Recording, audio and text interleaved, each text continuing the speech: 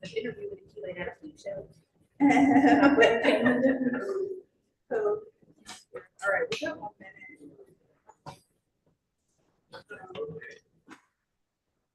Less than a minute. Okay, so, start right here, though. I'll just come up with. Okay, what we got? Born and raised in St. Petersburg. The video's I'll on. only raise. I'll be right.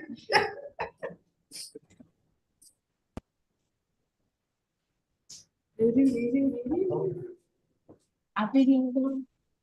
Right.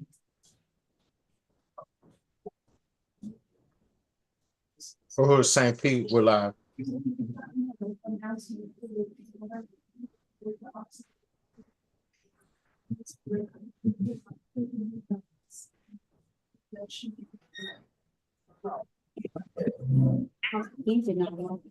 Uhuru, can I be heard? They're not Live? Not yet. not on. Uhuru. You can be heard online. Trying to get the audio in there anymore.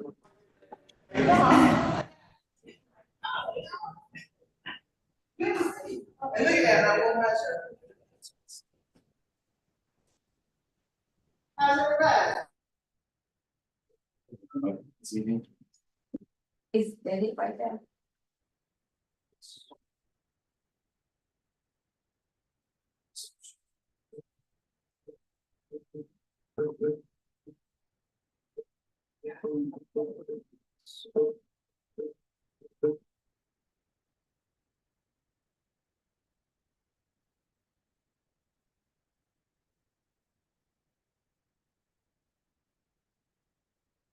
Be quiet on the drummer.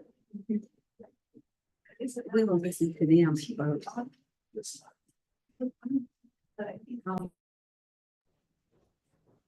Dang. I forgot to get my lip gloss.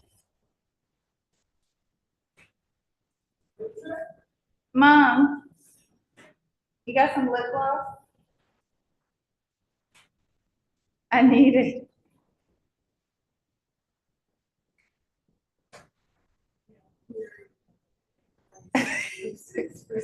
Yeah, we do.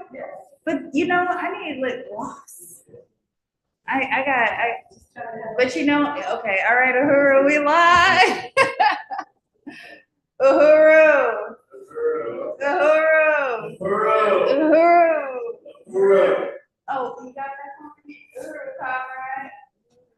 My name is Jainaba Lumumba, and I am a member of the International People's Democratic Uhuru Movement, and I'm pleased to welcome you to our weekly Sunday rally.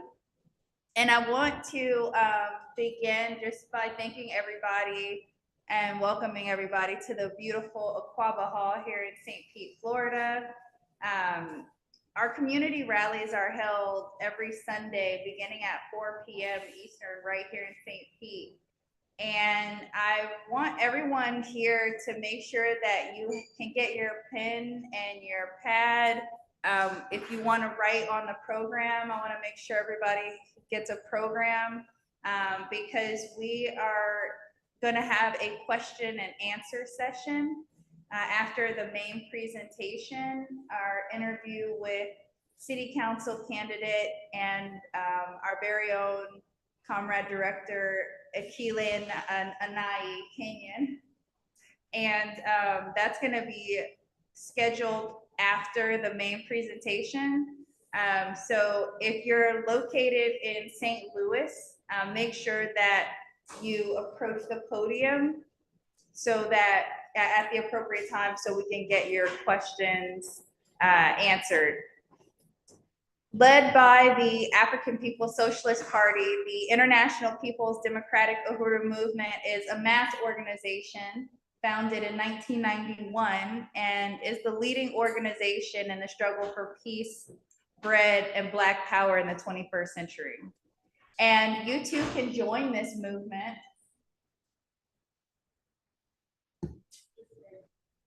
Oh, but yes. You too can join this movement by visiting www.mpdum.org/today and choose the membership level that works for you.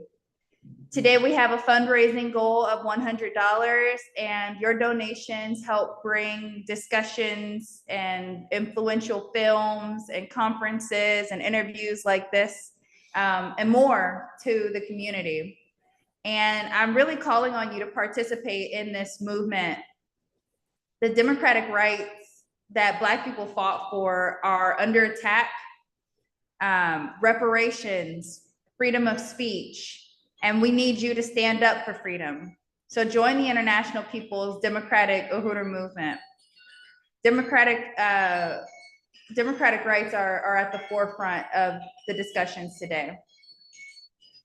And I want to also point out that we're simultaneously organizing with St. Louis, Missouri. They are having and hosting an MPDUM Sunday rally as well, uniting to build hands-off Uhuru committees wherever we are. And before we get into our African National Fight Song, I want to highlight that on Friday, July 29, 2022, the Federal Bureau of Investigation, the FBI, initiated a political assault against the African People's Socialist Party. That's the broader Uhuru movement in general, and our leader, Chairman Omali Yeshitela, in the form of pre-dawn raids. And this attack employed the use of dozens of tactical gear sporting FBI agents, battering rams, flashbang grenades, assault rifles. They had drones, and the attacks occurred in two cities where our party is located, the prominent bases, St. Petersburg, Florida, right here, and St. Louis, Missouri. The latter are recently established party headquarters. They were simultaneous, beginning at 5 a.m. in the Midwest, 6 a.m. here on the East Coast. And the attacks happened at a time when the FBI assumed that our leaders would have been in a vulnerable state. And it was an attempt to make it impossible for our leaders to connect with one another, to prepare for whatever was to come next. So we're going to begin our program with the African Nation Fight Song, written by our own comrade Alikia Ngoma. And this is going to be followed by a short video that shows what took place during this violent raid. So everyone, please rise and sing the lyrics before you on the screen.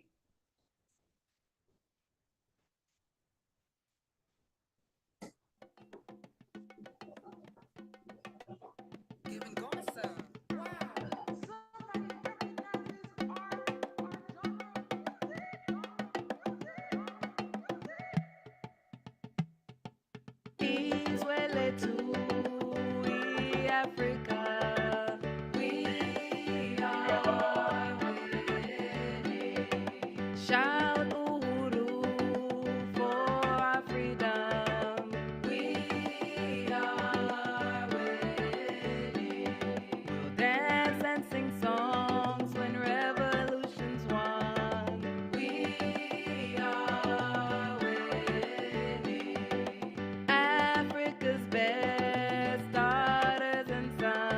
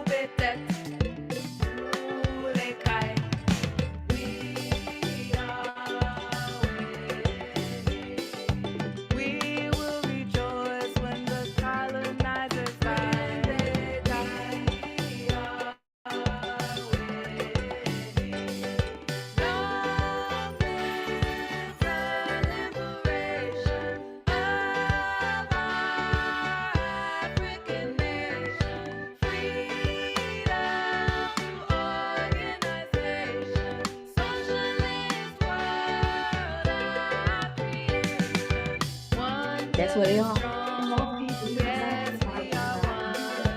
We are winning. Fight like Fannie Lou and Malcolm too. We are winning.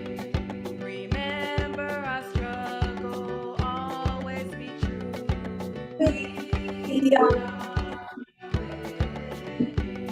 From Harlem to Brazil to Azania, we are winning.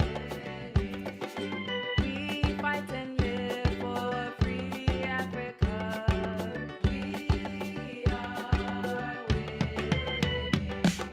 Long live the liberation of our African nation. Freedom through organization.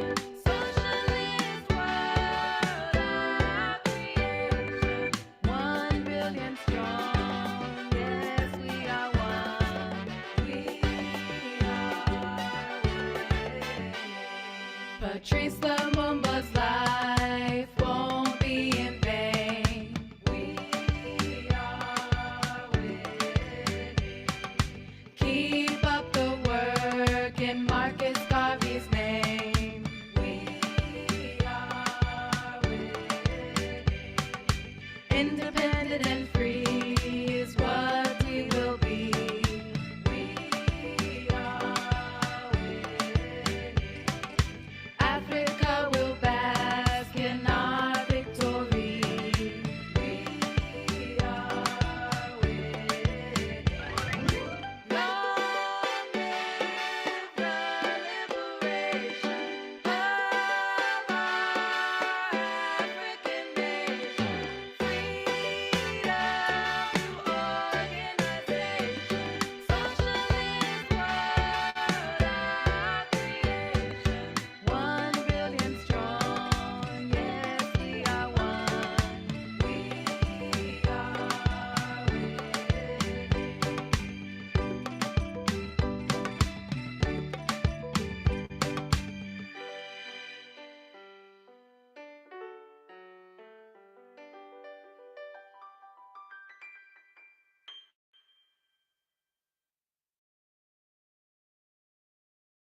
This is the FBI.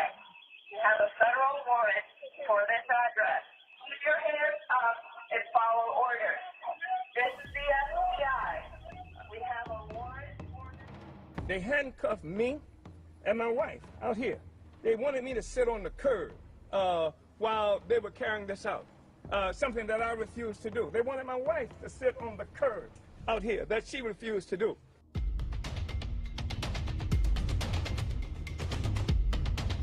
As I was coming out, this big old drone met me.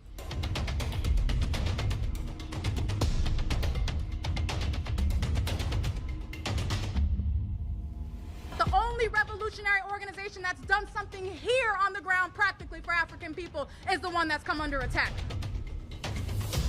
Institution that offers a community radio station, a newspaper, a commercial kitchen, an Aquaba Hall rental space, and community office for our organizers. That was the building that has come under attack.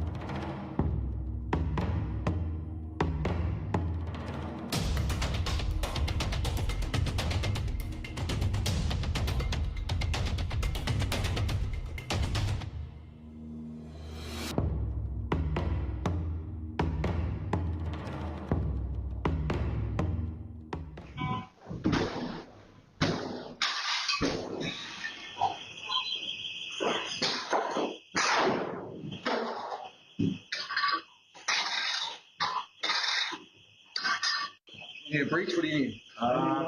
They want, I don't know. What's whole betterment money? All of Take it.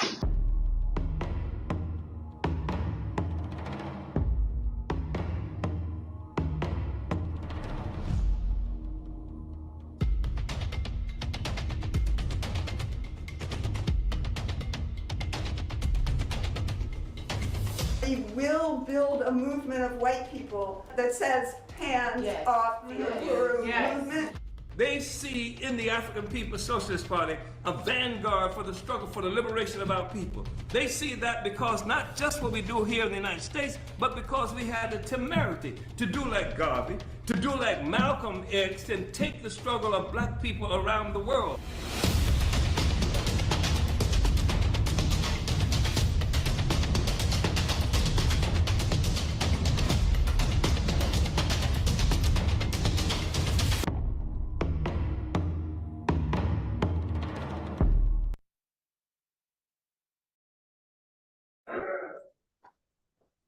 So as you can see, these attacks, not only were they violent, but they were, just destructive in a way where the intention behind them was not to simply to find someone.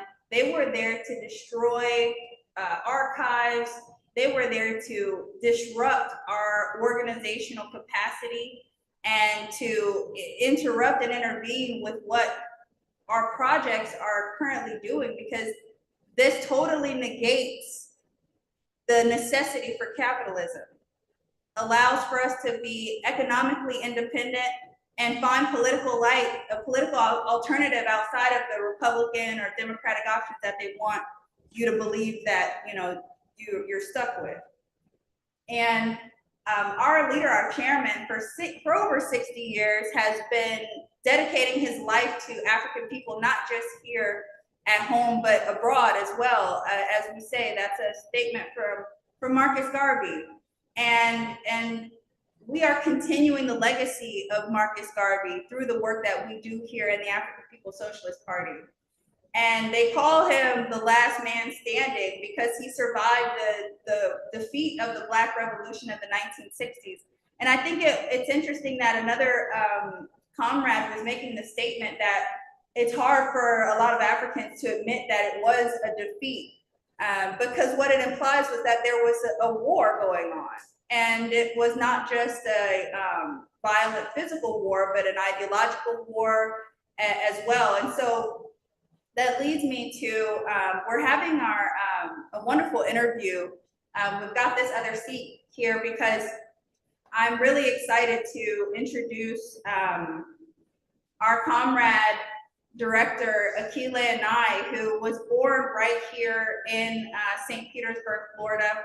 This is not the first time, not the second time, but the third time that comrade director Akile Anai Kenyon is running for city council right here in District 7 in St. Petersburg, Florida, but is also the first person to ever put reparations on the ballot and popularized her slogan, "Make the South Side Black Again."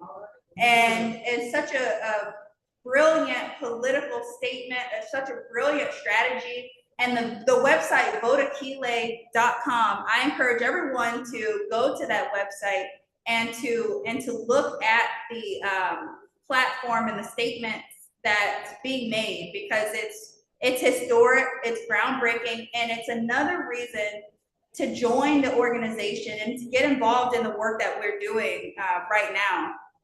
So I want to call Comrade Director Akile Anai.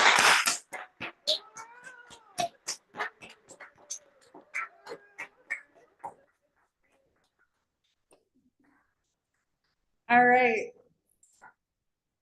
We are going to have a wonderful interview. I just want to position the mic closer to you, and I want to say thank you. We'll be in the middle. Oh yeah, let me put this right.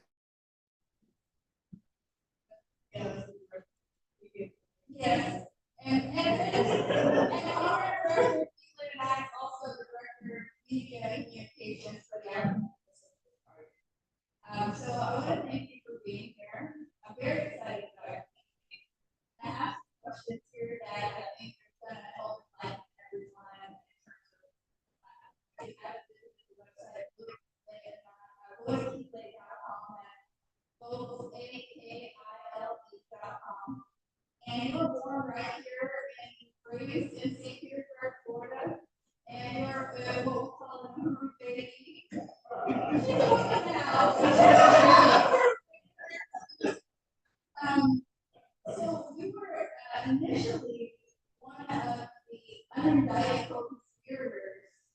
historical case, but we were eventually unindicted. Can you tell us how that violent attack, that experience, especially considering that this is your third time running for city council, how that deep into your understanding of the U.S. colonial criminal justice system, and how does it influence your approach to governance? Well, firstly, I just want to appreciate international hosting these freedom celebrations.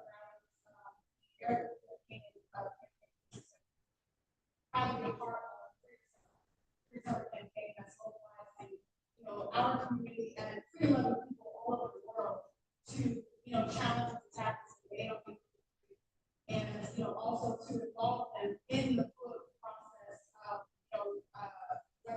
elections, on the streets, doing door-to-door, outreach, just blasting us out on history. Freedom Summer. This campaign is summer camps that was organized by the student. This is a part of that trajectory. So I'm proud to be a part of the Freedom Summer campaign, and also to be supported and endorsed by the International People's Democratic Movement. And just to get to that question, want to say that on July 29th of 2022. It was, they came in St. Louis, Missouri at 5 a.m. and it was 6 a.m. on our time zone. And I got a call from the St. Pete police. So they had told me my car had been broken into. So I, was lured out of my home under these false pretenses by the St. Pete police. St. Pete police who are controlled by the city government. And so in terms of the direct involvement, this isn't just now this FBI state agency, but there was a direct involvement with the local police here, resources being used from this city to make attacks on Black organizers, trying to, empower their community. And so I was lured out of my home and then surrounded by FBI agents. And at the time, they wouldn't tell us why. They had, come to my home. They did search my car. They stole my phone, my laptop, and among other things, as they did with the Uhuru Three, the chairman, Penny and Jesse. So, and other members of our movement. And so later we would learn that we were named in the indictment as an unindicted co-conspirator in some kind of Russian malign influence. And one of the things they cited was the fact that we ran for office, here in St. Petersburg, Florida. But the only thing Russian about those elections is the name St. Petersburg. Outside of that, there was, this whole strategy was first of all part of a whole history that Black people have made in this country to be able to even access the electoral arena, and that nobody has paid a bigger price than Black people in this country to be able to vote.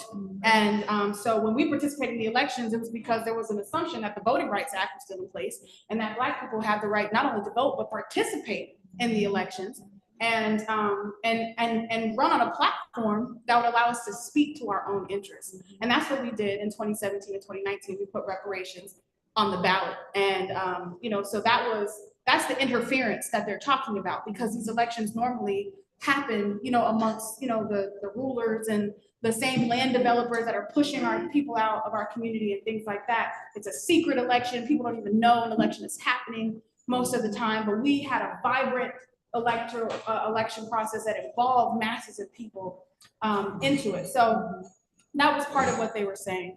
And just to say that I didn't wake up one day and decide, oh, I'm good. I'm just so wonderful and I'm going to run for office. You are. But that no developer put me in to run to represent the next high-rise or condo that's going up. That, as you mentioned, I'm an Uhuru baby. I was born 2 days before the murder of 18-year-old Tyron Lewis in 1996. And, when there were rebellions happening, inside the city. And so that was the era of which I was born and, raised and organized and brought up, under the leadership of the Uhuru movement, of Chairman Omali Yeshitela. And my track record is deeply rooted right here in this organization and inside this community. So, you won't see tens of thousands of dollars in my, donations from land developers or previous politicians or anything like that.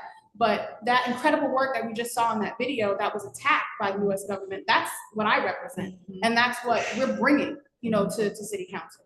Uhuru, uhuru.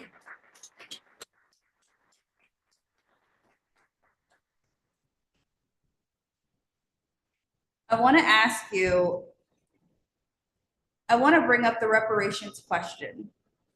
The government avoids the question of reparations, and if they do, they barely skim over it. And it's a move that we as African and many colonized people understand as an attempt to stifle the critical anti-colonial discussion.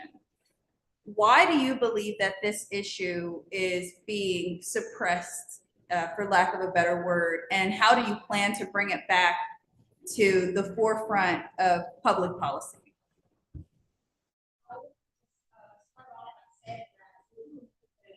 And these electoral campaigns that I participated in the past and presently played a huge role in the fact that reparations is no longer this issue that they get to suppress. So it is this issue now that they've even been forced to deal with. We saw presidential candidates running for the Democratic Party. People are asking, you know, what is your position on reparations? The reason why they were forced to even do that was because of our participation. We made it an issue, and it was a part of a larger history of Black people in this country making the demand for reparations. And so we've just brought it into the electoral arena. We made it something that people could vote for, and we made it a practical, you know, thing, because it wasn't a head scratcher. Well, how is reparations going to happen? We were able to actually define that and say the city of St. Pete could be a model city. It could be the first city in this country to really adopt a reparations plan, and this is what that looks like. I'm sorry, what was the first part? The question of suppression. So why would they do that? And I mean, we have to look at, you know, the fact that the government plays a role historically, presently, in the exploitation and oppression of Black people, but it can't say that. And so there's a tourist economy because of what it's done to Black people in particular in this city. That Black people cleared the swamps, that Africans work, you know, in what they call the domestic, you know, industry, in the hotels, in the nursing homes, all these kinds of things to be able to, you know, create the tourist economy so that, you know, white people could envision a future of retirement here. It was built on the backs of the labor of Black people, but the city can't say that. And the city can't say that the progress that they claim to have today, all the downtown expansion that we see, is as a direct result of the kind of poverty and gentrification and police containment that's being seen right here on the South Side that's happened to the Black community. They can't say that. And so, and in fact, they would blame us for our own conditions, and they would say something is wrong with us. They would put the problem on us and our parenting and all these kinds of things, when we are a good community, we are good people. And the fact is that there was no complaints when we were doing all the work for them to be able to have an economy in the first place. And so, you know, you have a whole history of exploitation. It's not far off. It's not just, you know, something you can envision on a grander scale, but it's the people right here. It's the people who are in power today, who run in office today, you know, who have parks and things named after them right here in this city, who are responsible for the oppression and exploitation of Black people, for our conditions right now. And to say reparations means you acknowledge that history, that it's there, and that the oppression of Black people is real and it exists right now. And that it's a part of policy in this city to be able to, you know, to continue on making the resources that are going into the hands of these developers and politicians and, you know, these forces. So this is why I believe they would, you know, try to suppress the discussion. But the fact is, our participation in this process made it impossible for them to keep it a closet kind of conversation. In fact, when we ran in 2017, and I want to mention Jesse Neville, who's one of your Uhuru Three, because he ran with me in tandem. He ran for mayor in the city of St. Pete, and on a platform of unity through reparations, and called on white people to unite and support the demand for reparations coming from the Black community. And in 2017, for the first time, Barack Obama came out and endorsed the anti-reparations candidate. For a mayoral election, he said, this is who I endorse. That was the first time that that's happened, because of how powerful the campaigns to put reparations out there, you know, in the US and throughout the world had been. So, yeah.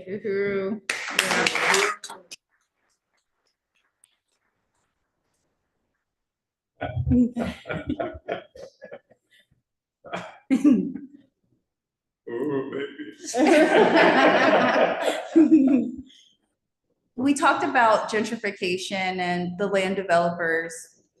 Gentrification is a incredibly significant concern in St. Petersburg, Florida.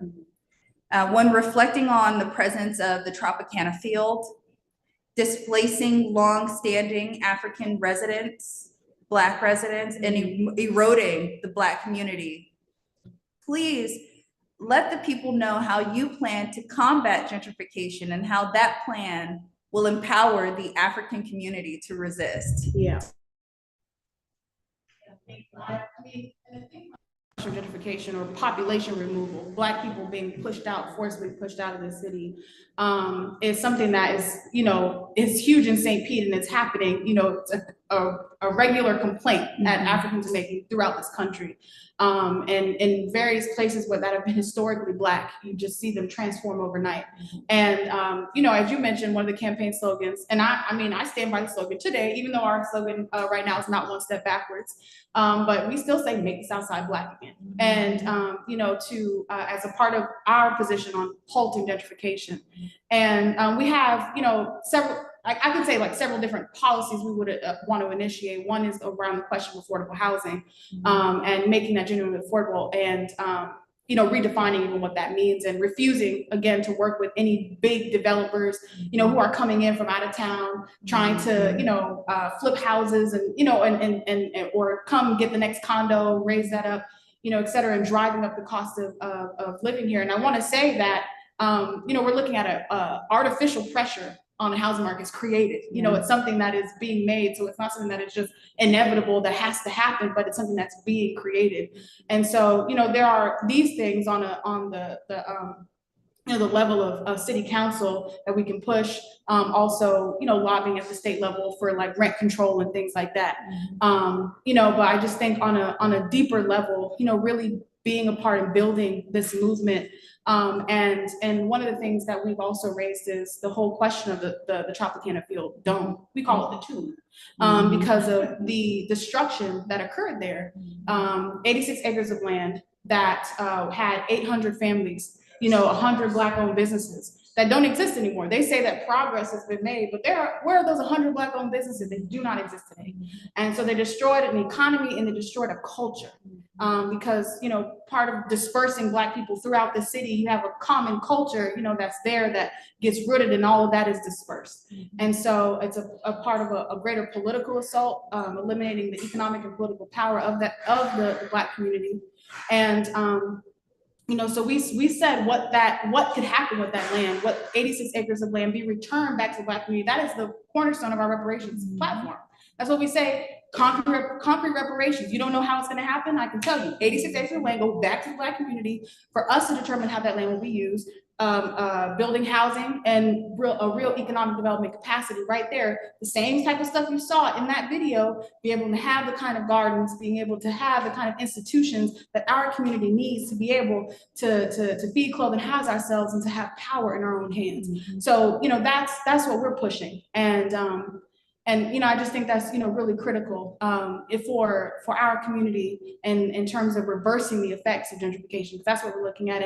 And to say too that police containment, what the city is doing is dumping millions of dollars into the police, and and even collaborating with the FBI to attack Black people who have been working to uplift their community. You're talking about Chairman Malia Chatel for 60 years in this city, has the whole name and recognition of the commitment that he's made to our people here, and the Uhuru movement and the kind of institutions and the work that we do.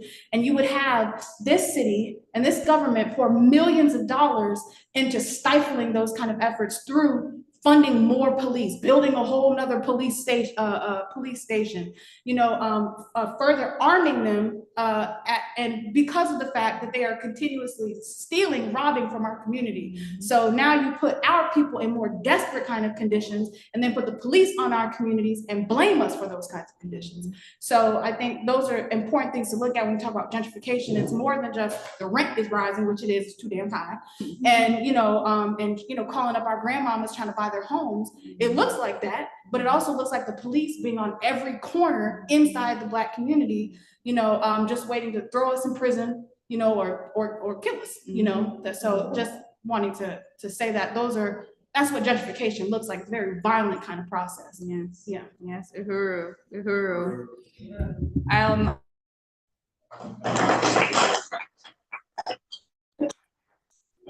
I was reminded when you were speaking about Tropicana Field, the tomb, because there's a grave, an African grave. They paved right over our community, our ancestors.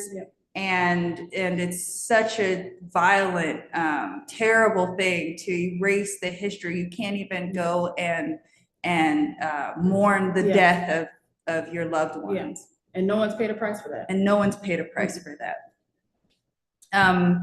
A lot of candidates who claim to represent the Black community, they end up betraying their constituents once they get in office. What sets you apart from these politicians, and how can the Black community, the voters in the Black community, trust that you're going to remain accountable to their needs and interests? Yeah. Can't even acknowledge what they are, who they are, in terms of who they're trying to represent. Most of the time if they're gonna say it, they're gonna whisper it, or they'll go say it to you outside, but they never say it, out loud. I talked about my history and my relationship, to this community, and the fact that I didn't get into politics to get elected, or running for office to get elected, to get some kind of position, but as a part of an overall strategy to advance our struggle as Black people in this country, a struggle that began well before I was born, but that one that I was thrust into as a consequence of being Black in this country, and having a responsibility. And so in terms of what, holds me accountable is my relationship, is my, presence inside this movement, and is because this campaign represents bringing people into power, not some individual that you vote for, but the people into power. We want the people in City Hall. They, they have chambers and they have their meetings, but we want people in there in droves, to be able to influence, what the outcomes and the discussion, around these issues. So, I think that's just something that automatically kind of sets us apart, is the fact that, here is my relationship, and it didn't come as a consequence of, me trying to rub elbows, with some individuals or, something like that in these places to perpetuate the status quo. Our campaign is anti-status quo. And it's saying that the status quo doesn't work, has never worked for Black people, certainly. And that more and more, even we say the Black community is always where they start with the kind of attacks. And that's what we're seeing with the case of the Uhuru 3. They start with Black people, they start with people they think that, because we live in a majority white city, gotta acknowledge St. Pete's a majority white city.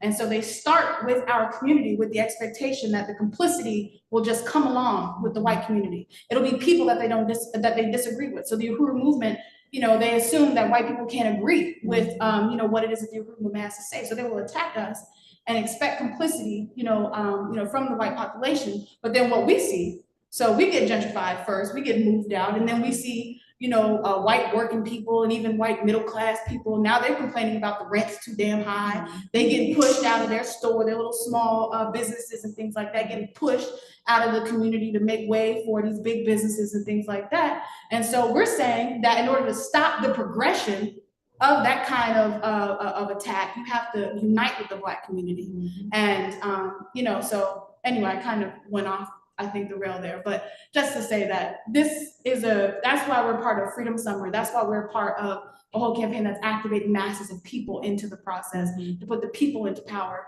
not just one individual. Uhuru.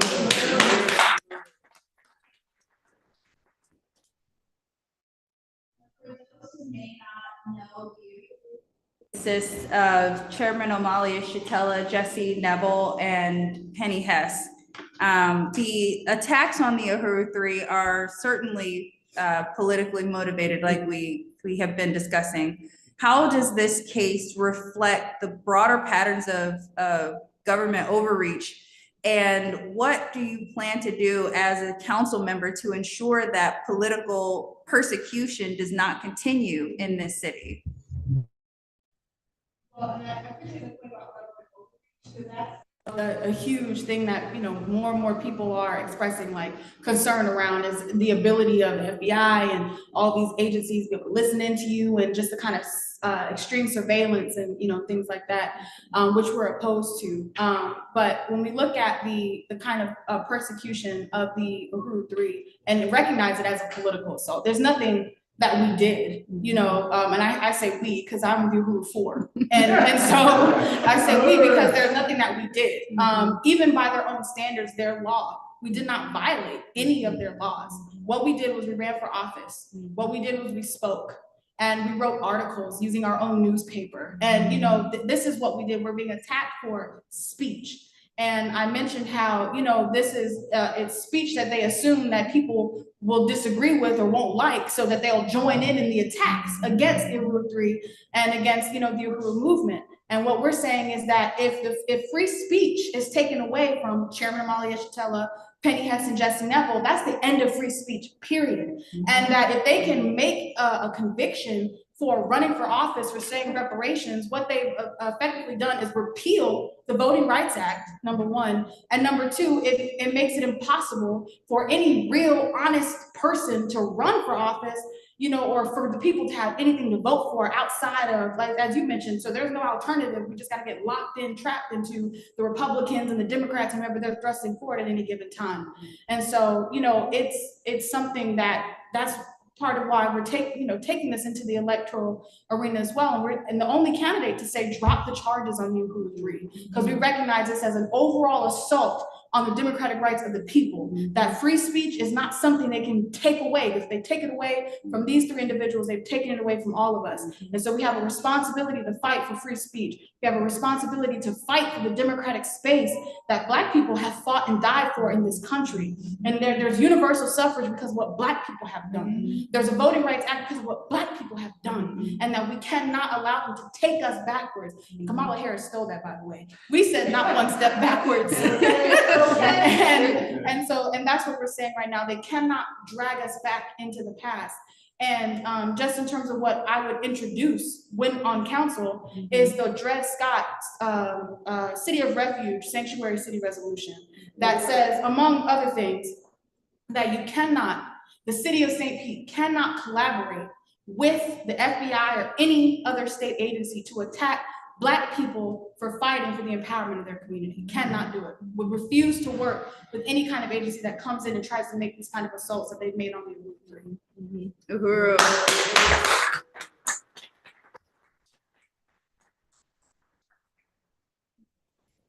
Many see a vote for you as a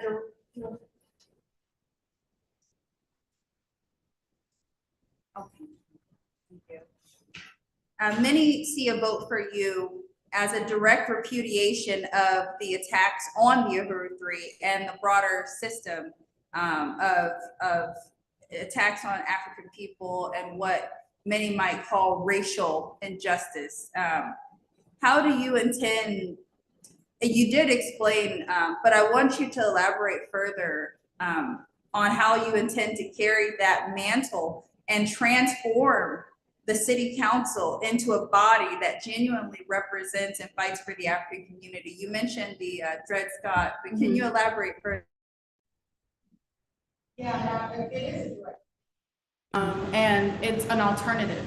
And that's, again, something I really want to stress is that, you know, right now, you know, people are being confronted with, well, the evil of 2 lessons. And which spoiled meat are you going to cook, you know, and select. And so what we're saying is that there are alternatives. We do not have to be boxed in, and that this campaign represents that as well in terms of what people can do.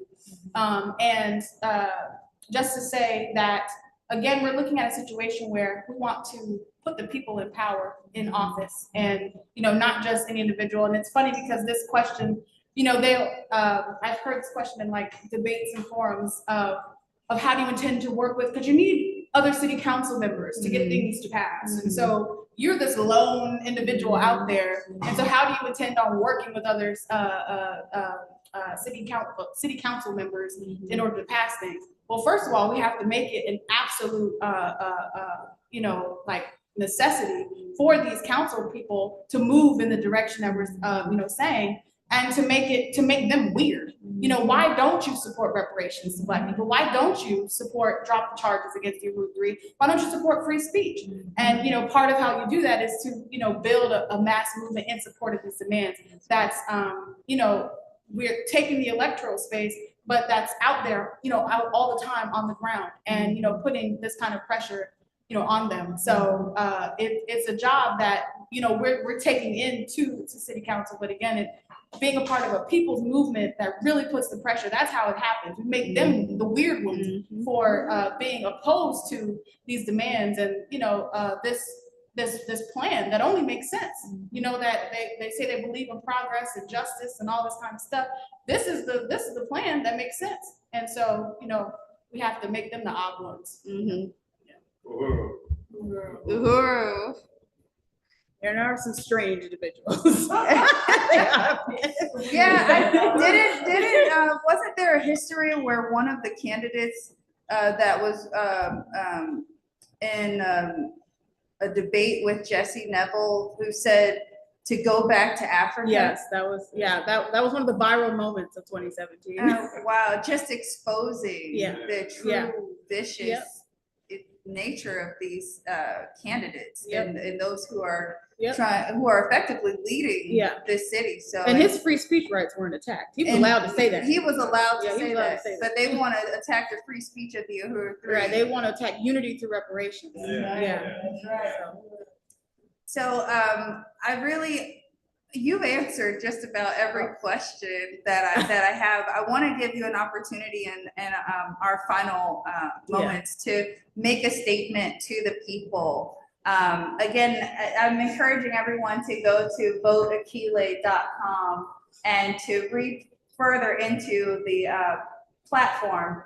And I also want you to go to handsoffwahuru.org, and I want, so that we can understand, you know, really who you are and the work that you do, the work that we do. Yes. I'm in such interview mode. right. So can you speak to the people in our final few minutes here? Yeah. Well, it's first of all an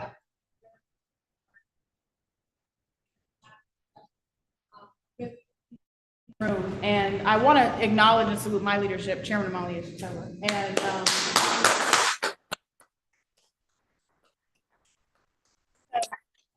I sound like this, but you know, I didn't just wake up like this, you know, but just in terms of, you know, just everything that I know and what I'm, you know, able to say and what I'm able to stand for is a consequence of, you know, his commitment and his presence, you know, here today. And so I just wanted to acknowledge my leadership. And again, that's where I come from. This is my track record. This is what I'm attached to.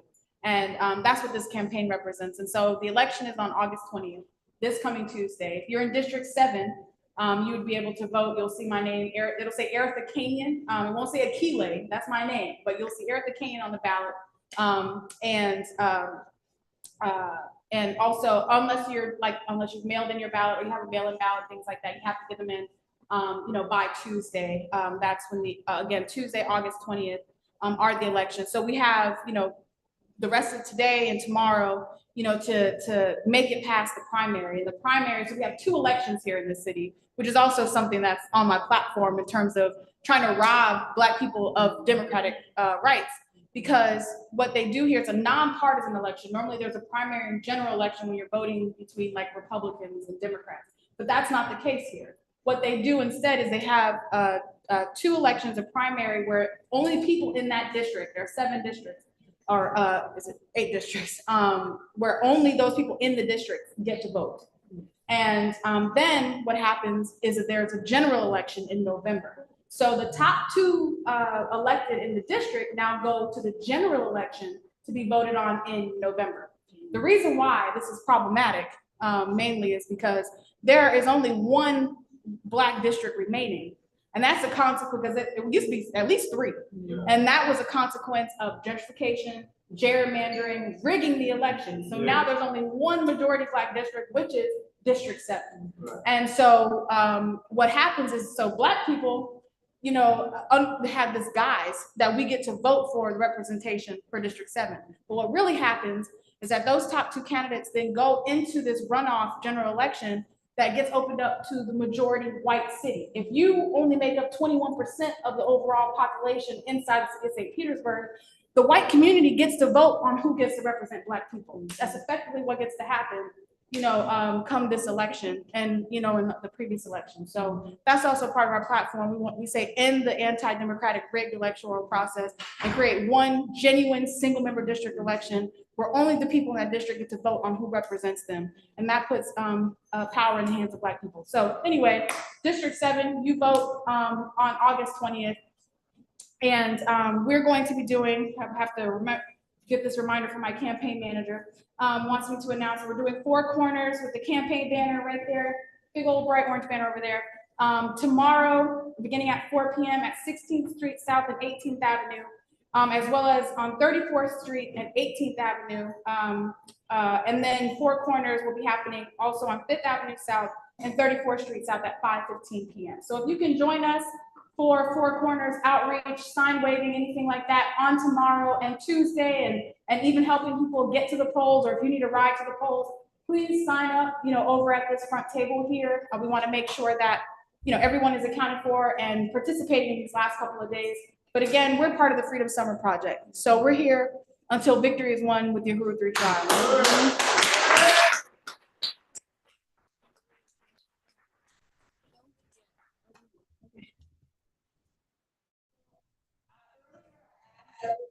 To get in and get their pad to write on the program if you needed paper, so that we could open it up for a question and answer session. We want to hear from the community. We want to address the questions that we have, and we have effectively 10, maybe 15 minutes dedicated to that. And wanted to also, is this opened up to St. Louis to approach the podium as well? If you're in St. Louis, approach the podium so that we'll have visibility, and perhaps I'm in the way. Can you see me now? Okay, that's us. Oh. But effectively, just get your questions together, and wanted to open it up for the community to ask questions. Who should go first here?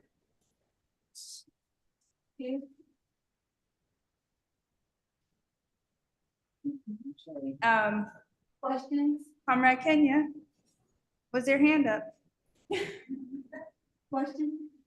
Uhuru. Yes. Uhuru. Yeah, Uhuru. Here, should I? Is this mic? Oh yeah, you'll have. I'll bring it to you. Oh no, she'll have to speak into that. Oh, into this mic. Yeah, Okay. Let them talk. First of all, I just want to say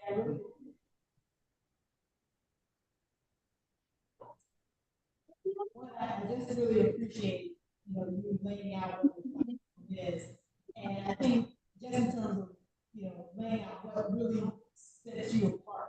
So the question that I would have in terms of right now, like even, and I don't know specifically in the city of St. Pete, but just in terms of programs for like young people, children, especially like, I work in a foster care system, right? And so just really want to understand your position about even what ordinances or what put in place so that, young African children aren't stolen from their, their parents.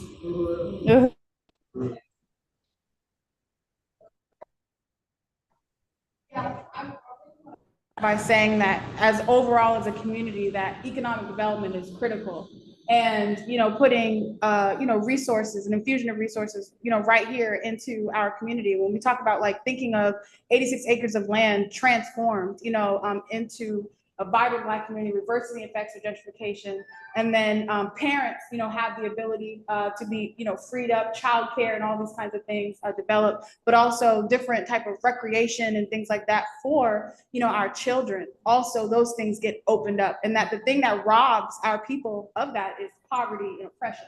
And so we have this, again, in the city of St. Pete, a public policy of police containment rather than economic development. That transforms, you know, most of the conditions, if not all the conditions inside our community. And, you know, when I think about what we can do, we talk about a basketball court, you know, that's in St. Louis, you know, right now as a part of a Black Power Blueprint project that's transforming that community through economic development and reversing the effects of gentrification. So we have this model that's there. And, you know, the Uhuru Movement's done basketball teams here, you know, and so there's just, in terms of what's the possibilities, it's extremely, like, it can be unlimited once we pour these resources into the Black community. Once there's reparations to the Black community, you know, these types of possibilities begin to open up. And, you know, because it can be an ordinance or a policy, but that relationship of resources in the hands of our community has to be, you know, the primary thing.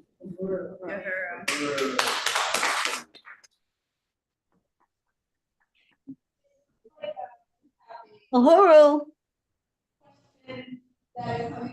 Uhuru.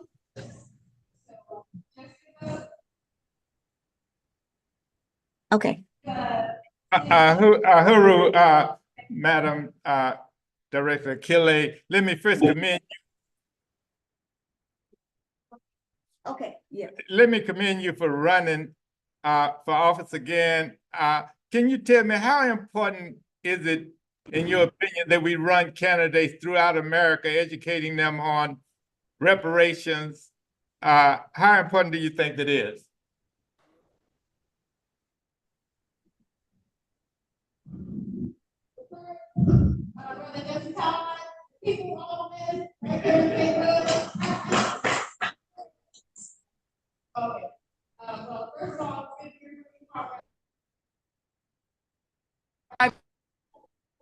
About the importance of, you know, having education, you know, throughout this country around questions like reparations and things like that. Please correct me if I didn't get the question. Oh, running for office. Oh, yes, yes. I mean, our participation in the electoral arena served as huge, you know, education around the question of reparations, and and being able to say the studies have been done and here's how to make it happen. But yes, I unite with, you know, participating in the electoral politics to deepen the question of, you know, our understanding around issues like reparations, and even brought, you know, beyond that, reparations, economic development, Black community control of the police, and, you know, et cetera. And, you know, just in different ways in which we can use the electoral arena, you know, how this serves as an example of what it looks like, how Black people can run for office without being spineless, without selling out the people, by representing your own interests, how to build a people's movement. All of those things can be taught, you know, through with the elections. And I know, Comrade Brother Jesse Todd, your participation in electoral politics has done that as well in St. Louis. So I just want to salute you. And yeah, thank you for being at the rally there.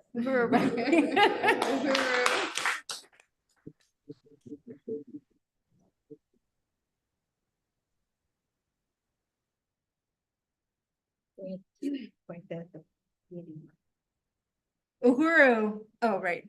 Okay. Uhuru. Kile. Director Kile, what an incredible presentation. I just want to salute Impedum for bringing us this program today. I'm just blown away, really blown away by your brilliant candidacy. So my question is, what has the response been by by your campaign, by the community? What has the response been? What are you hearing? Uhuru.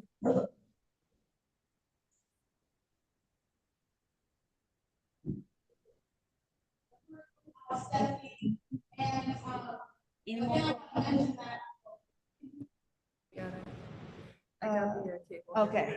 Okay. Yeah, I just want to also remind that this campaign is a part of our broader, and that it's something that at the start of this summer, which is a part of, you know, overall, you know, making the demand to drop the charges on the Uhuru 3 and, you know, and defending free speech. So this is a part of that campaign. And I would say that the overwhelming response to, you know, the attacks against our movement, the support that we've seen just poured in. You know, it did the exact opposite of what they thought it would do, which is have people running for the hills. It actually showed people where to go and who they need to be supporting. And in terms of, you know, and our response in the electoral arena has it's always been very positive, because people can see something else outside of what it is that they've normally been confronted with, and that they even have an ability to participate in the process, because normally no one knows that an election is even happening until we've participated in it, until we said, hey, you know, this thing is happening and here we are running and here's our platform. So overall, though, the response from the people to the, you know, Freedom Summer, the demand to drop the charges on the Uhuru 3, to defend free speech has been so overwhelming. And it's been something that's been, you know, brewing over the last couple of years, and it's really concentrating right now as we gear up, you know, towards this trial. So that's what I can say. It's just incredible excitement, you know, coming from masses of people to take on the state, you know, take on, you know, this entity that normally just seems overwhelming and impossible to deal with. And now we have this huge movement, you know, that's just taking this on and empowering people along the way. Thank you, Stephanie.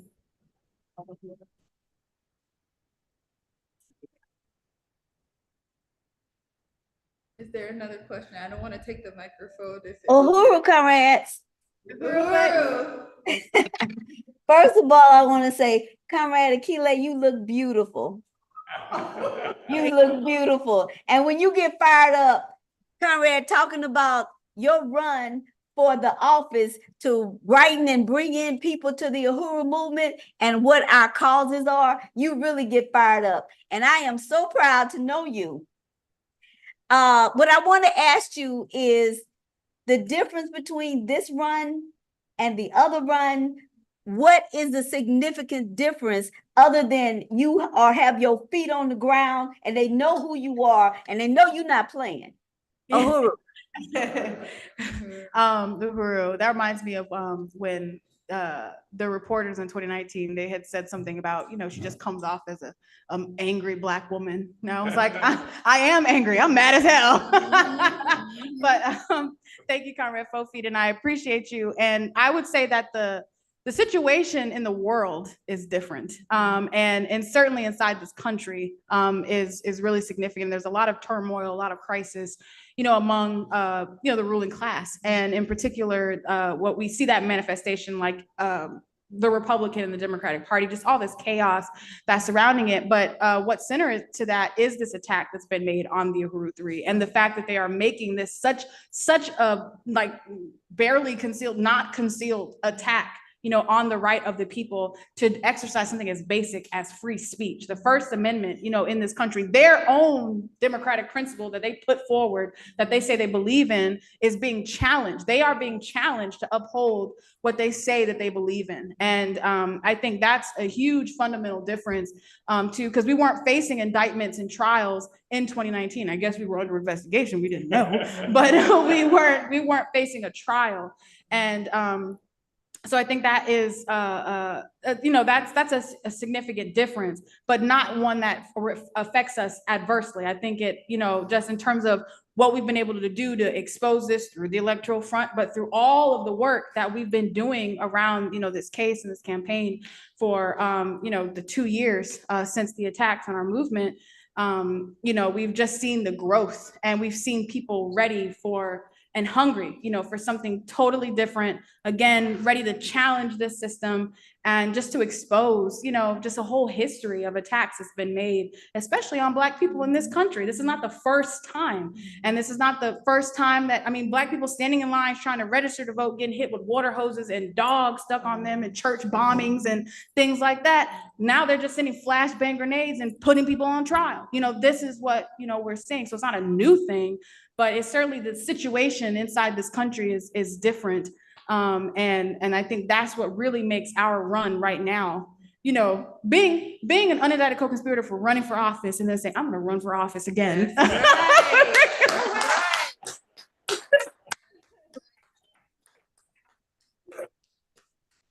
But yeah, that's the difference, Comrade Fofeet.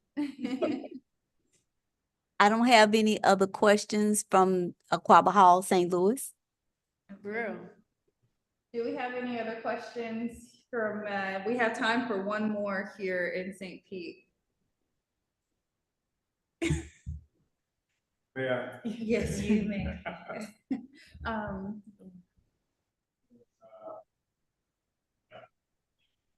It's very significant, this candidacy and everything that's really important to acknowledge that this is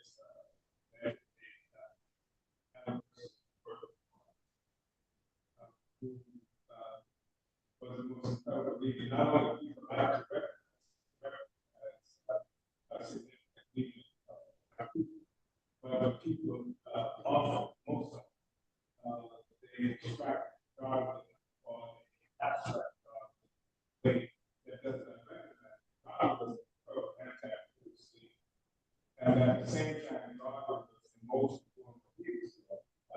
You had people emotion. You had people in motion.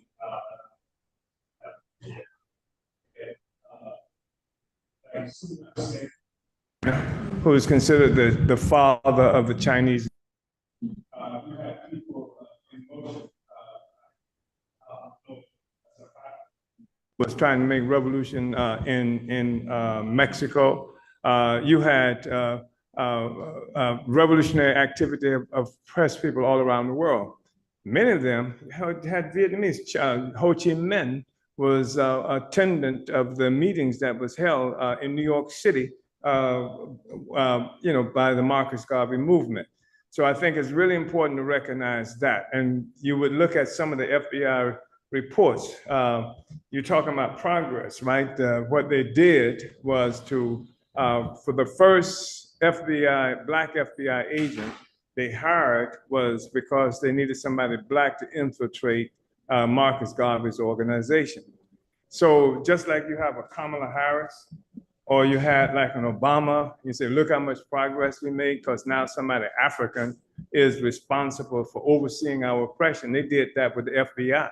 So people saying, wow, we made some progress because we got an FBI agent now who can go into the Garvey movement and help to try and destroy it. So I think that's something important to acknowledge. And also, this whole charges that they make against us. One thing was around our work around reparations. That's stated explicitly. The Russians paid us to do that. But what does the reparation demand do? What is a fundamental criticism of the treatment of African people by the United States government. It's a fundamental criticism of the treatment of African people by the United States government. And what the government has done is attempt to liquidate our ability or obscure what they do to us by saying it's the Russians who told us to say this. And so that was why they pushed back so hard, because we're not really oppressed. The Russians told us to say that. But you got a movement that we started, that we built, I should say, of African people everywhere saying reparations. So Russians do that, and so we open the floodgates, and this is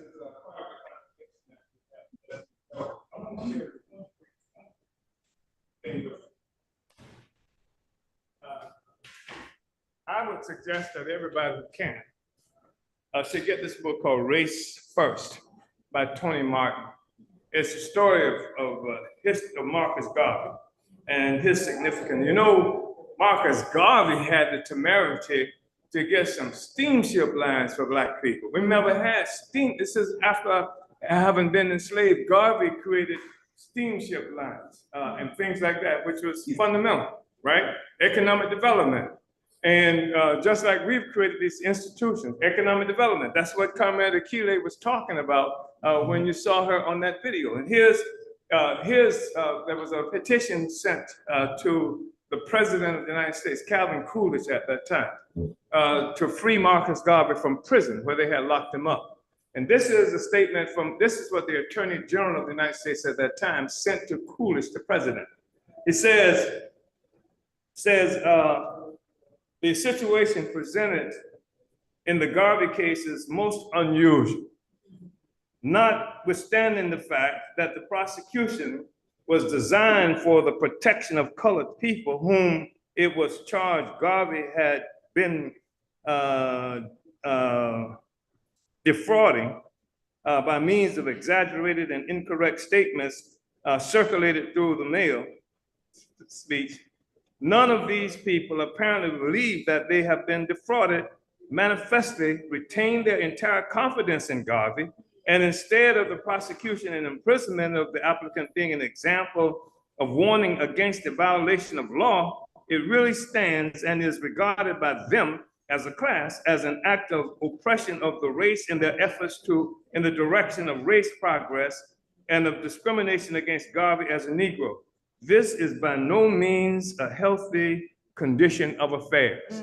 So this is what they said when they attacked Garvey, because African people were not down with that. So we have to present them with another massive, unhealthy condition of affairs. That's what the Summer Project is about, mobilizing, organizing every place. And that's why it's so significant that there's all these organizations that plan to be here. That's why it's so significant that we got Comrade Emmanuel here on the ground, coming out of the Washington, D.C. area. We got Comrade Friends of Congo, Paul Humphreys here on the ground, working on the ground. We got Comrade Shabaka on the ground, organizing in these communities and what have you, building for a massive turnout for August 31st, where Africans and other people will be here. Jill Stein's supposed to be here running for president. We got people like Cornel West will be making a presence here. We got people like Charles Barron, a former state assembly person who will be here. And people coming from the Green Party will be here. When I just came back a few minutes ago from Boston, where I participated in an event, and we had representative from the CPI, who had come together, and they're international, and they are talking about bringing people here for August 31st, bringing people here for the trial on September 3rd, bringing people here to get involved in the Summer Project that includes doing work for the election of Comrade Akile. I think it's really important. Akile is running for office. It's a statement that we will not be deterred. That African people will continue to struggle until there's complete liberation of our people and return to the resources that's been stolen from us. So I just wanted to say that. I spoke a little.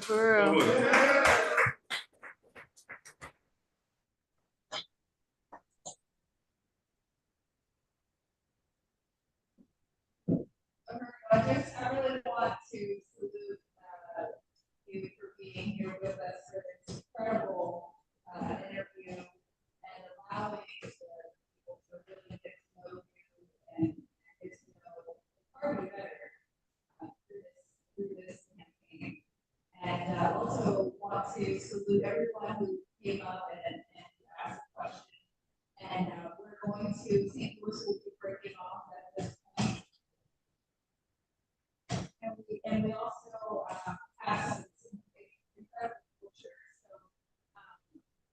So, well, should we make time for that at this point?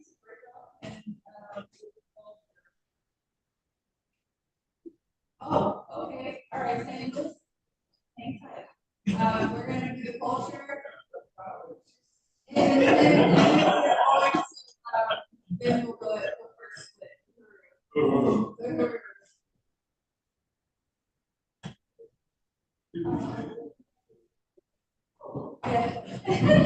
It is my honor to introduce Comrade DJ, our station manager. All right.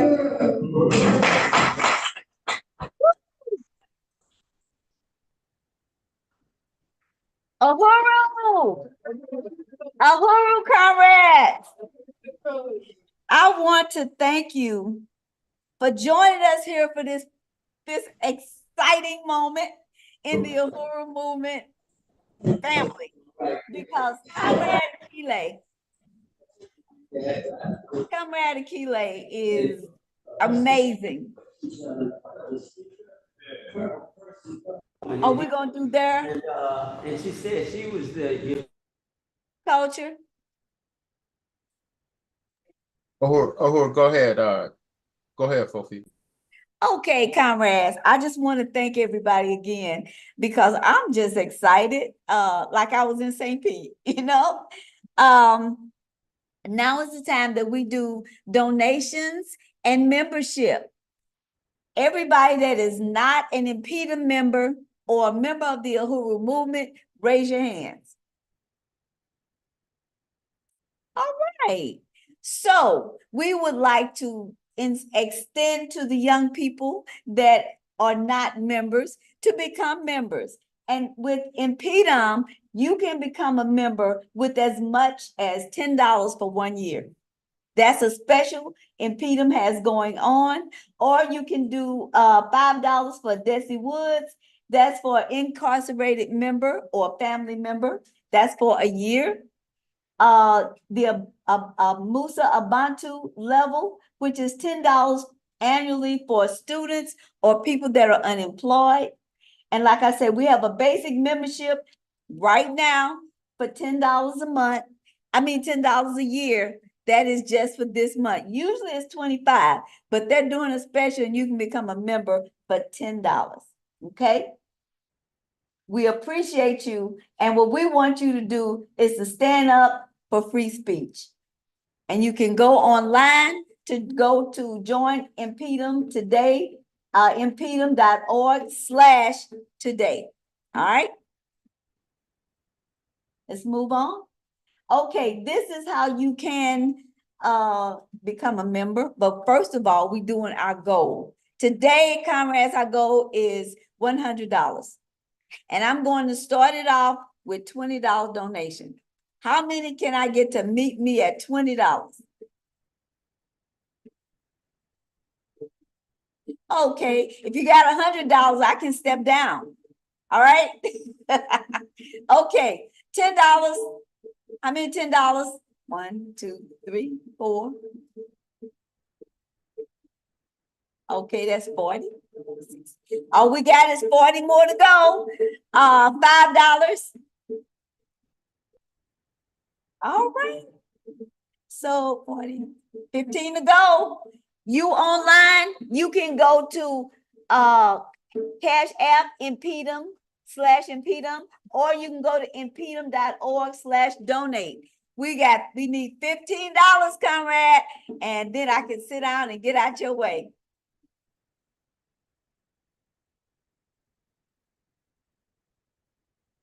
Okay, so far we got $85. But right now, I'm going to ask our comrade Makeda Baraka to come up to do a cultural piece. Uhuru, comrade Makeda.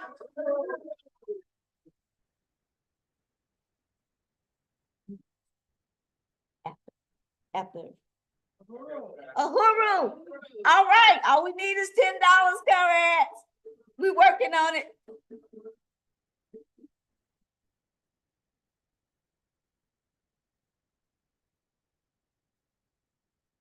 Uhuru, how y'all doing? So today I am actually I'm gonna do 2 pieces. Is that okay? Yes. This one here? Both of them. Oh, good. Okay. Okay. I'm gonna do 2 pieces, and one of them is actually a song that I'm writing because I've been doing some songwriting actually. And it speaks to the idea that I had heard something recently about a Jamaican dance hall artist or addressing a contradiction in Afrobeats music, and how, the Afrobeats music really doesn't speak to struggle at all. It's just, it's just dance music. It's not, it's not really for the upliftment of people. And he was saying, that dealing with that, these individual artists are making money, but it's not doing anything to advance the people. There are a lot of different contradictions. There's a lot of proxy wars and oppression inside of the continent of Africa. And this is a prevalent type of music, and it's not carrying enough wait, is what he was saying, So I see the contradiction as something that needs to be addressed in, just infusing the music with a message, and putting that out there. And this piece in particular is just speaking to our unity and how the diaspora, as well as, the entire, all of the African continent have to see themselves as one people in order to make the advancements that we need to make. So it's called We Are Family. I'm just going to speak it. I'm not going to sing it. We ain't ready for that yet. We are family. They forced their divisions, then multiplied it. Took their hands off the story after trying to hide it. Now they're mad because we peeped beyond the veil. We spied it. And we only see family. Yeah, the oppressors tried it.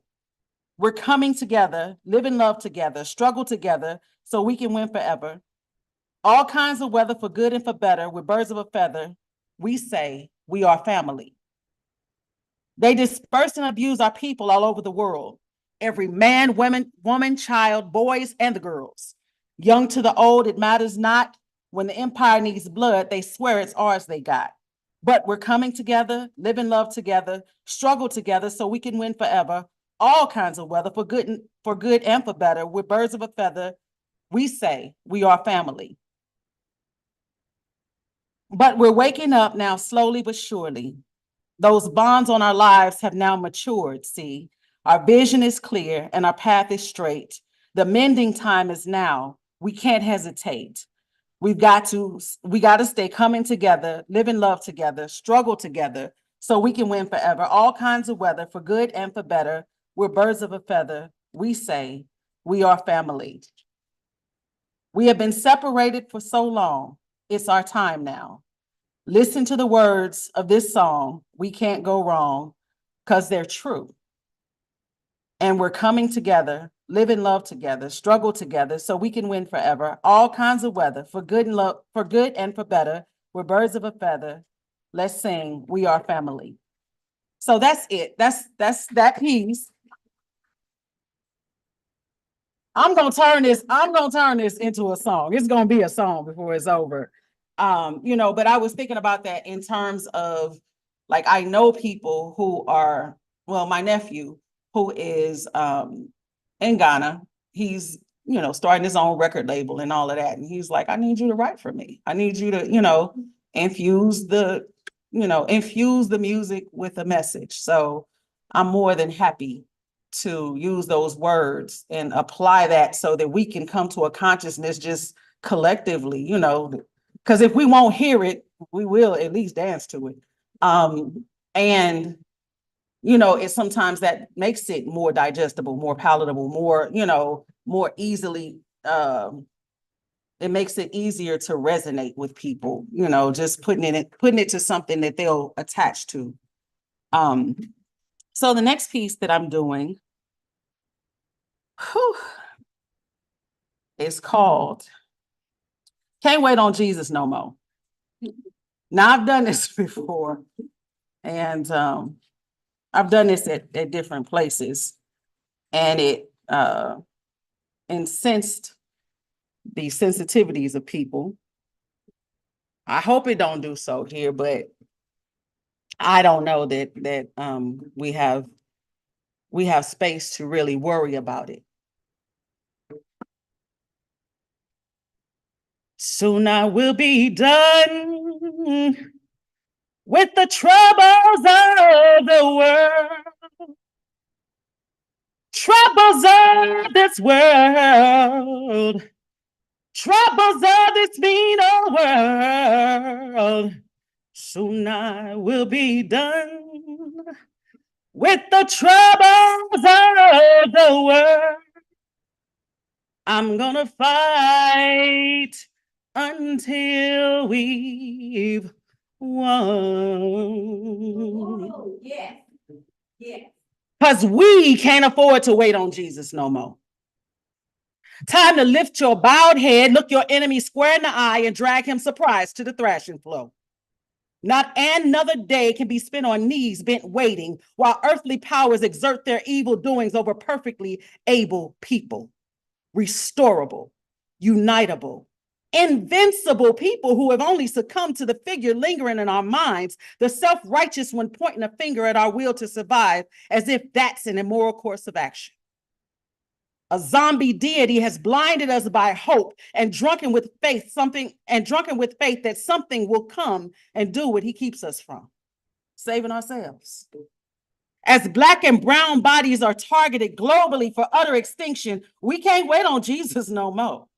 If 600 plus years ain't been time enough to prove that he can and will thwart the plans in white power's hands, either he don't know, won't show, or don't give a damn about what's going on in the hood, or Mozambique, Haiti, Indonesia, DRC, Sudan, and the rest. But who the hell got time for prayers to a petty God doling out tests of loyalty packaged in the form of genocide? There are several iterations of slaughter at hand, and we're trying to live. Got us stumbling into the struggle as though this slave existence is something too valuable to give up to get free.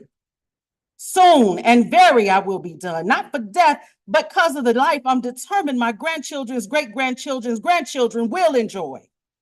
Done with watching our people carry sacks full of sticks, short ends, fighting and scrambling for crumbs that don't exist and, more importantly, don't matter, but all along waiting for him to make it better. We can't wait on Jesus no more.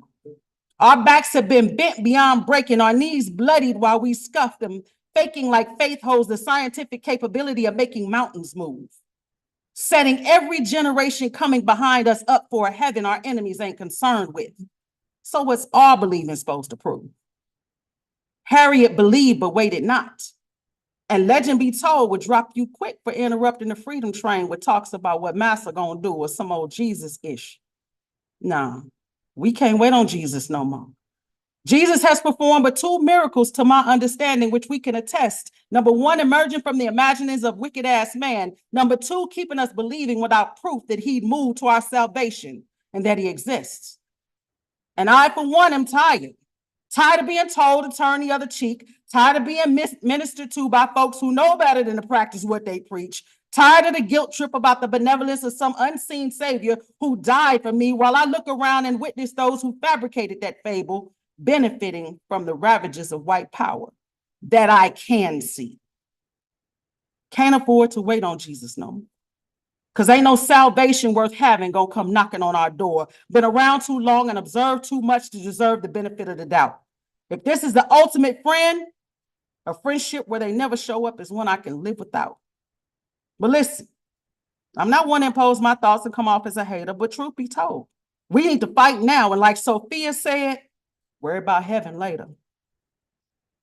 So, soon I will be done with the troubles of the world.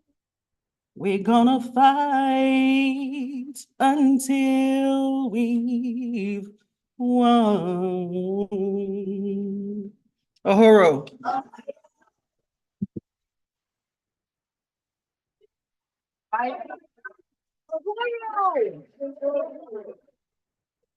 We're gonna fight till we win, and we are winning. Uhuru, thank you, Comrade Makeda. Now we will announcement. Oh, we did get our goal and $5 over. Uhuru, yes, thank you. Comrade Bakari is coming with announcements. The first one is, all right. Okay, come on up, Comrade.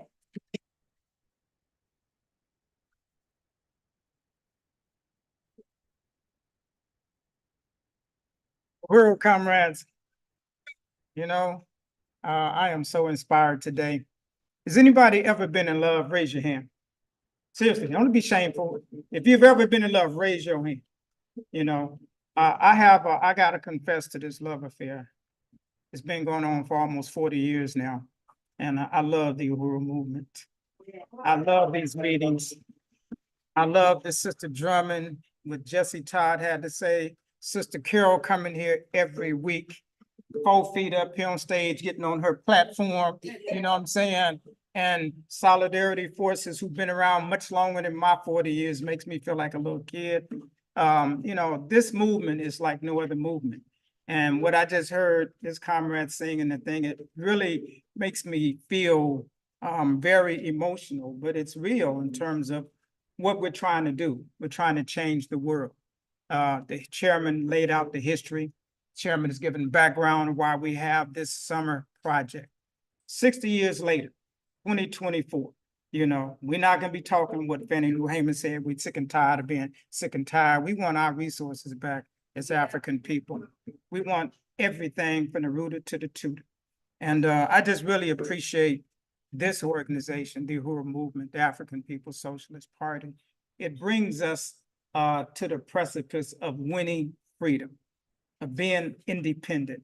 And to me, that's worthy of a love affair, you know. So I just wanted to say that.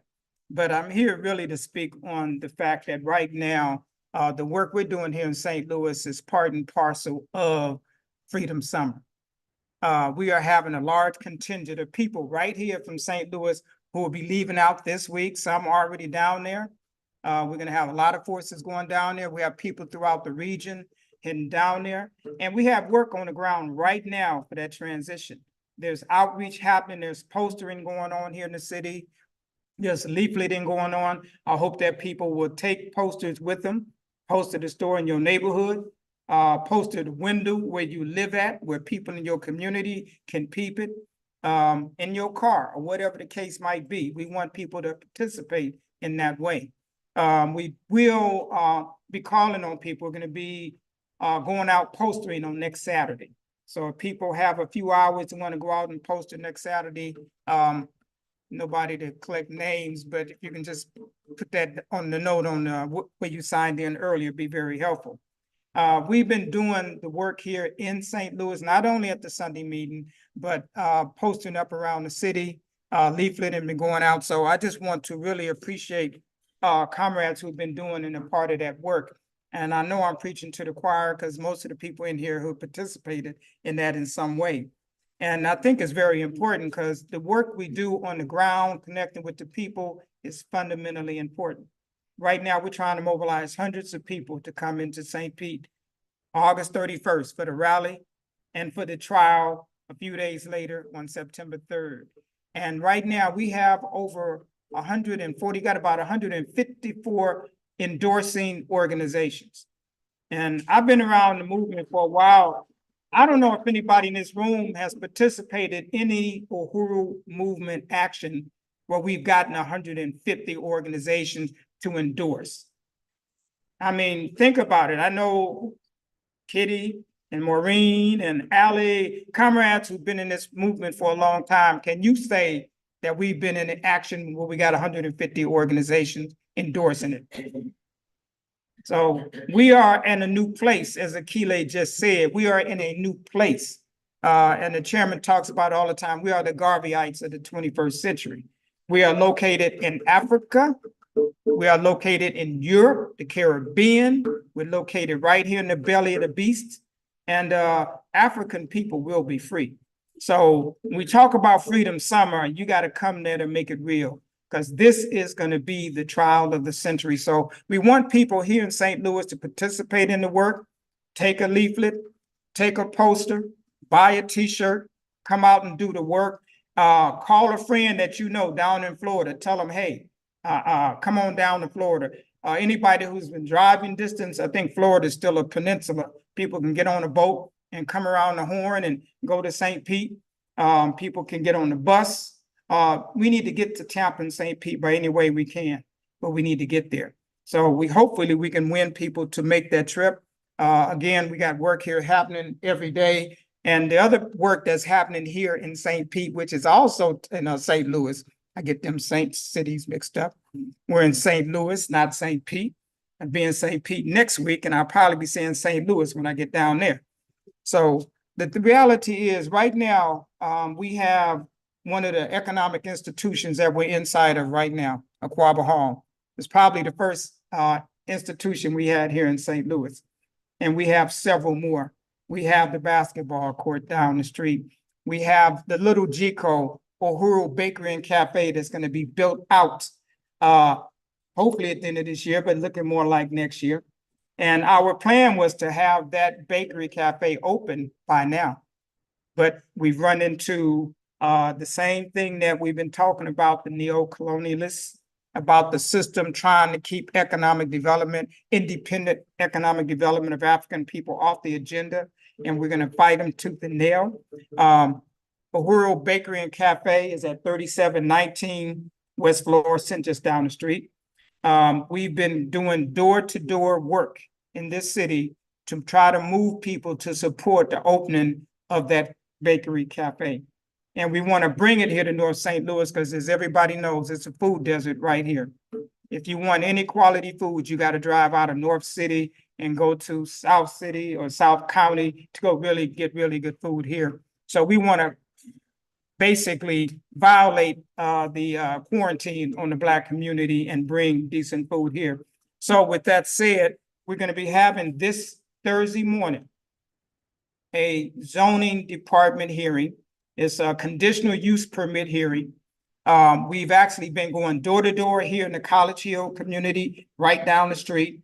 We've gotten over 100 business petitions throughout the city to say, I support this business being here, this project being right here in St. Louis, doing the things I just said.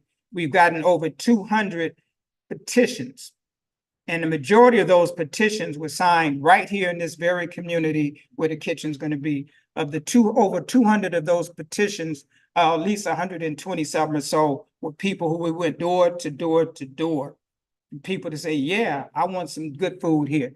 Yes, I support Uhuru Bakery Cafe right here in the community. So we have the community support, we have business support, we have the people, and we're going to take that to the city. So we want to encourage everybody here today, if you want to be a part of that, we will send you a link the way you can participate in that meeting, where you can sign up and be in that meeting on Thursday morning, 8:30 a.m. And if you do join, you want to join by 8:15 a.m. on Zoom.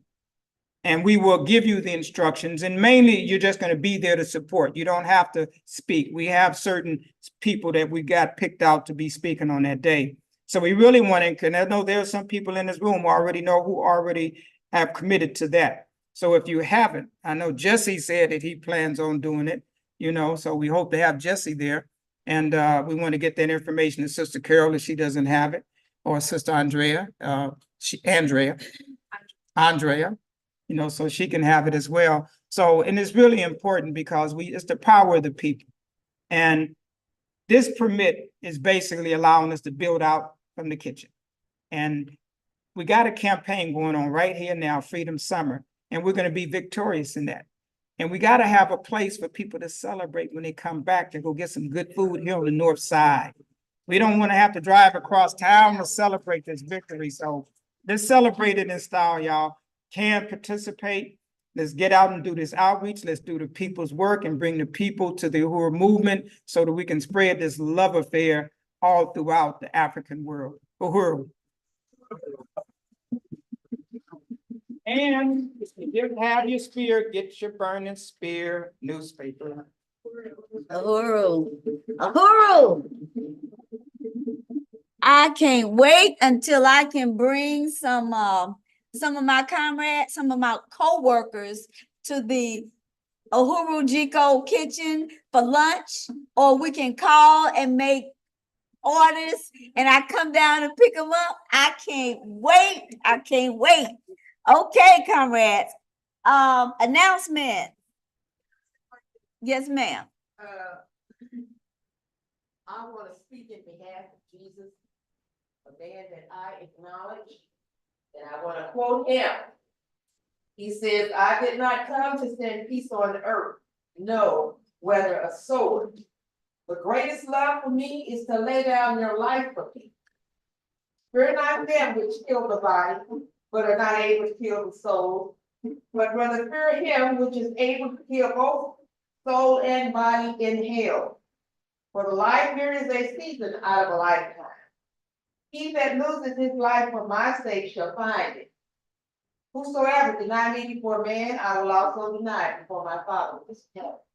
Now, the next meeting we have, I'm gonna have exactly what I said about Jesus, and you can read it for yourself, okay? Uhuru, thank you, comrade. More than well, I acknowledge that. Thank you, comrade. All right. Can we bring up the announcements? All right. This is the mic is hot. This is going to be it's presented by 4 Feet Deep, which is myself, and I will be hosting and a part of the program. This program is going to be next Saturday right here at Aquaba Hall from 6 to 9. We said 6 o'clock because we want people to come, get some food, get a drink, have a seat. When I say a drink, I mean water. Have a seat, be ready to enjoy the entertainment. This is not an open mic, but it will be a program of music, songs, and poetry and rap. Okay? The goal is to raise resources to get some of our comrades down to St. Pete for the Freedom Summer and for the trial. Okay? And she looks nice, don't she? This was created by Chiwo, my comrade in Abdel, Uhuru. And it has the Hands Off Uhuru fight symbol on it so people can go to it and find it. We don't have printed copies because we're going online. I've made calls. I've got people that have united to be a part of this program. I'm going to tell y'all, this is going to be a 4 Feet Deep rally. We're going to party. We're going to bring the word.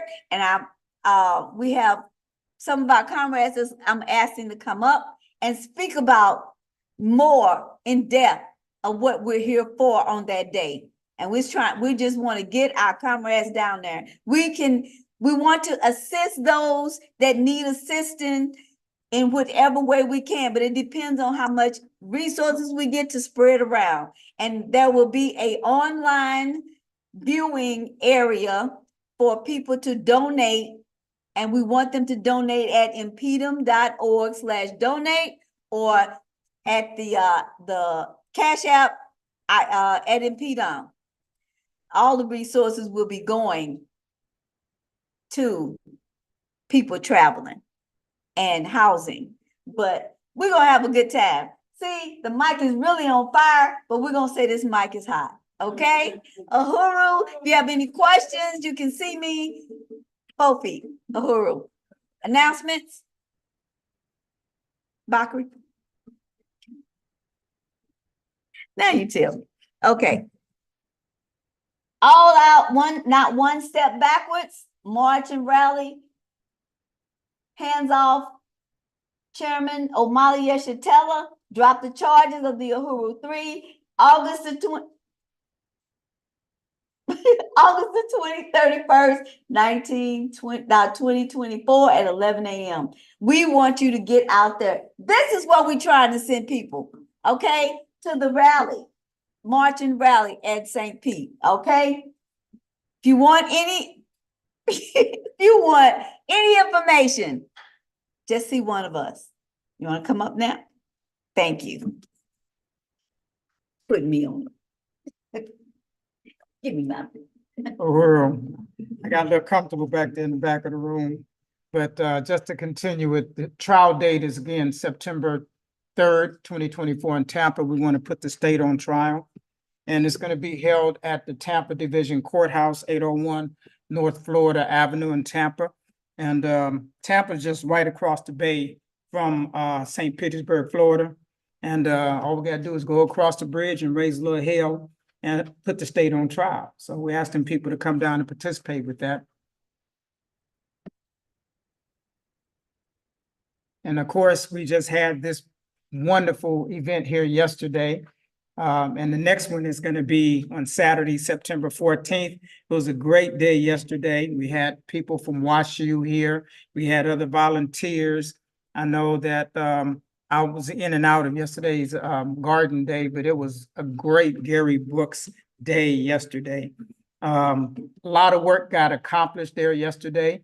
This was some of the planning, and yesterday was some of the removing some of the growth over the last several months. So again, the next Saturday is September 14th, 9 a.m. to 12 p.m.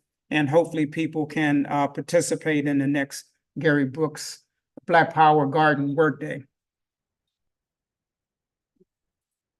And again, every Friday here, we have the fresh veggie and herb giveaway. That's every Friday at 12 noon, right here on the corner of Alice and West Florissant, right in front of the kitchen, in front of the garden. And these are some beautiful shots of the work that's been done, and we want people to continue that. We'll be doing it for a couple more months.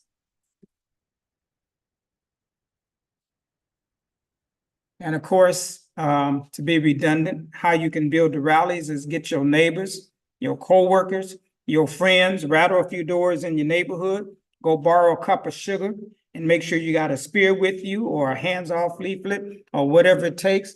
But we want to organize. People are bringing food for the caramel, which we have, distribute the leaflets and posters. I really appreciate our AV team savior today, Brendan, came in here and saved the day. We had to pivot real quick today. So, and of course, security at the door. We need to have, make sure that people are safe, because some people don't always agree with our understanding of things, and we have to be able to let them know that we have displeasure with that thought, and they can stay outside the door if that's what they feel. Or they can come in here and do it nonviolently, either way. So I really want to appreciate building these rallies, because we really want to build these rallies, because I want to see us transfer down to a bigger building down the street where we can have capacity of hundreds of people attending these meetings. And I know that we can do it because I've seen it done in the Uhuru movement. So we just have to build it. And is that your piece? Well, thank you for coming again. Well, it's a little bit early, but we did not, we want to say that Saturday is also the One Africa One Nation Farmers Market. It is right over here in our community. It's from 10 to 3 on Saturday, and it's hot. It's hot. It's a nice market. So come on over, hang out with us. Then you can come here and hang in with us that night. Okay. Okay, there you go. 24. I want to bring up another cultural piece from Miss Andrea Hall, Uhuru.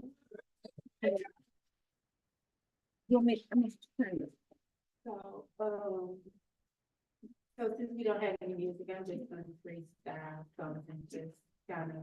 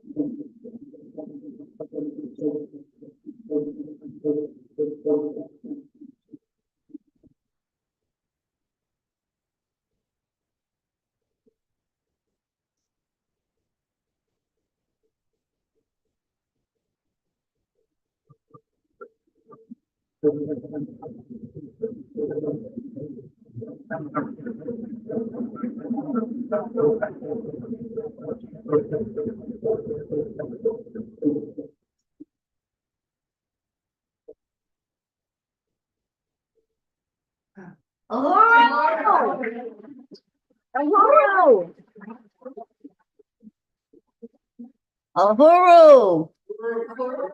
Yes, yes, yes. I just want to say thank you everyone for showing up today. Your energy is powerful just to be here. And you know what? Unity is how we're going to get out of this. And we're getting out, comrades. We're getting out. Uhuru. Now, we want you to join us for Caramel. We call it a salad fest. Okay? Any kind of salad that you see that you want, guess what? You can have it. Have some of it. I want to thank everybody for showing up and be looking for your text or your email or your call for our next Sunday rally. Uhuru! We are